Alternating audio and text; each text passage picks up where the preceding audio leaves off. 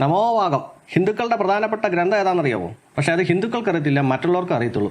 അങ്ങനെ ഒരു ഗ്രന്ഥമുണ്ട്. അങ്ങനെ ഒരു ഗ്രന്ഥമുണ്ട്. ഹിന്ദുക്കൾ ഈ ഗ്രന്ഥം അനുസരിച്ചാണ് ജീവിക്കുന്നത് പോലും. ഞാൻ വേണമെങ്കിൽ 1-2 ക്ലൂ പറഞ്ഞുതരാം.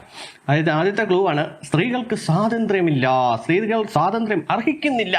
ഇനി ഈ ഗ്രന്ഥത്തിന്റെ അവസാനത്തെ വാക്കാണ് സ്മൃതി. ഇപ്പം മനസ്സിലായി കാണുമല്ലോ. മനുസ്മൃതി. മനുസ്മൃതി അനുസരിച്ചാണ് ഇവിടെ ഹിന്ദുക്കൾ ജീവിക്കുന്നത് പോലും. ഏതെങ്കിലും ഹിന്ദു അറിഞ്ഞായിരുന്നോ? ഏതെങ്കിലും ഹിന്ദു ഈ ബുക്ക് കണ്ടിട്ടുണ്ടോ? അതെ, രാഹുൽ ഗാന്ധി ഈ മനുസ്മൃതിയെക്കുറിച്ച് ഒരു പ്രസംഗത്തിൽ പറഞ്ഞിട്ടുണ്ട്. ഈ അടുത്ത് നടന്നതാ, നമുക്കൊന്ന് കേട്ടു നോക്കിയാലോ. ഹിന്ദുക്കളുടെ പ്രധാനപ്പെട്ട ഗ്രന്ഥമാണെന്നൊന്നും പറയുന്നില്ല, വേറെ കുറച്ച് കാര്യങ്ങളൊക്കെയാണ് പറയുന്നത്. എന്നാലും എല്ലാത്തിനും ഇടയ്ക്ക് കൊണ്ടുണ്ട് ഇവരൊക്കെ എന്തിനാണ് ഈ മനുസ്മൃതി കൊണ്ട് കുത്തിക്കറ്റുന്നതെന്ന് മനസ്സിലാകുന്നില്ല. നമുക്കൊന്ന് കേട്ടു നോക്കാവേ. നല്ല തമാശയൊക്കെ തന്നെയാണ്. Meaning, the Manusmriti says, in childhood, a female belongs to her father.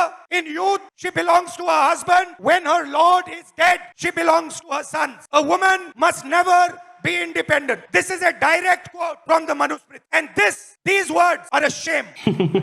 ഇന്ത്യയുടെ പ്രധാനമന്ത്രിയാകാൻ നടക്കുന്ന വ്യക്തിയാണ് ഇപ്പോഴും മനുസ്മൃതിയും പറഞ്ഞുകൊണ്ടാണ് നടപ്പ്. ഉദ്ദേശിച്ചത് ഇതാണ്. ഏതായിരുന്നു?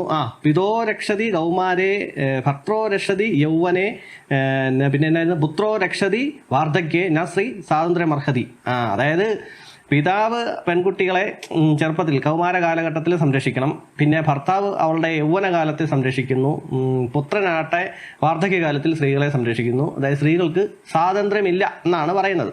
ഇതും പൊക്കി പിടിച്ചാണ് ഈ നടക്കുന്നത് മൊത്തം. അല്ല, ഞാൻ ചോദിച്ചോട്ടെ, അപ്പോൾ ഇത് ഏതെങ്കിലും ഹിന്ദു ഇപ്പോൾ നടപ്പിലാക്കുന്നുണ്ടോ? ഈ പുസ്തകം അനുസരിച്ച് ഏതെങ്കിലും ഹിന്ദു നടക്കുന്നുണ്ടോ? ഈ പുസ്തകം ഏതെങ്കിലും ഹിന്ദു കണ്ടിട്ടുണ്ടോ? ഇനി അഥവാ ഈ പുസ്തകം പൊക്കി പിടിച്ചുകൊണ്ട് ഏതെങ്കിലും ഹിന്ദുവിൻ്റെ മുമ്പിലോട്ട് കൊണ്ടുവന്നു കഴിഞ്ഞാൽ അവൻ തട്ടി ദൂരോട്ട് കളയും. ഇതിലെ ഏറ്റവും വലിയ തമാശ എന്നാണെന്നറിയോ? മനുസ്മൃതി എന്നാണ് പറയുന്നത്. ഈ സ്മൃതി എന്ന് പറഞ്ഞു കഴിഞ്ഞാൽ കാലഘട്ടത്തിനനുസരിച്ച് മാറ്റം വരുത്താവുന്നത് എന്നൊരു അർത്ഥമുണ്ട്. അതായത് എല്ലാ കാലഘട്ടത്തിലും മാറ്റമില്ലാതെ തുടരുന്ന ഒരു സംഭവമാണ് ശ്രുതി. സ്മൃതി എന്ന് പറഞ്ഞു കഴിഞ്ഞാൽ കാലഘട്ടത്തിനനുസരിച്ച് മാറ്റം വരുത്താവുന്നതെന്നുള്ള ഒരർത്ഥമുണ്ട്. അതുപോലെ അറിയാതെയാണ് ഇവരെ പോലുള്ളവർ മനുസ്മൃതിക്കകത്ത് ഇതുണ്ടേ അതുണ്ടേ, സ്ത്രീകൾക്ക് സ്വാതന്ത്ര്യം കൊടുക്കാത്ത ഒരു പുസ്തകമാണ്, അതിനിപ്പം ബാക്കിയുള്ളവരെന്നെ വേണം? അല്ല, ഹിന്ദുക്കൾ എന്ത് വേണം? അവരിതൊന്നും അറിയുന്നും കേൾക്കുന്നും പോലും ഇല്ലടേ.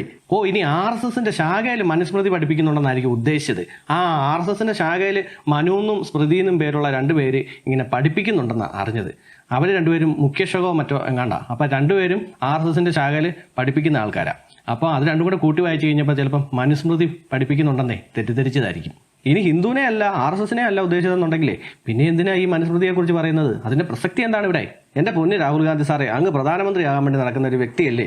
അപ്പോൾ താങ്കൾ ഈ ഇന്ത്യക്ക് ഉപകാരമാകുന്ന രീതിയിലുള്ള എന്തെങ്കിലും കാര്യങ്ങളൊക്കെ സംസാരിക്കുക. അല്ലാതെ കണ്ട് ഈ മനുസ്മൃതി എന്നൊക്കെ പറഞ്ഞു കഴിഞ്ഞാൽ എന്തിനാ ഇതൊക്കെ പറഞ്ഞുകൊണ്ട് നടക്കുന്നത്? ഇതൊക്കെ ആരെങ്കിലുമൊക്കെ വായിക്കുന്നുണ്ടോ? ആരെങ്കിലുമൊക്കെ കണ്ടിട്ടുണ്ടോ? എന്തിനാ നിങ്ങളെപ്പോലുള്ളവർ ഇതൊക്കെ പറഞ്ഞുകൊണ്ട് നടക്കുന്നത്?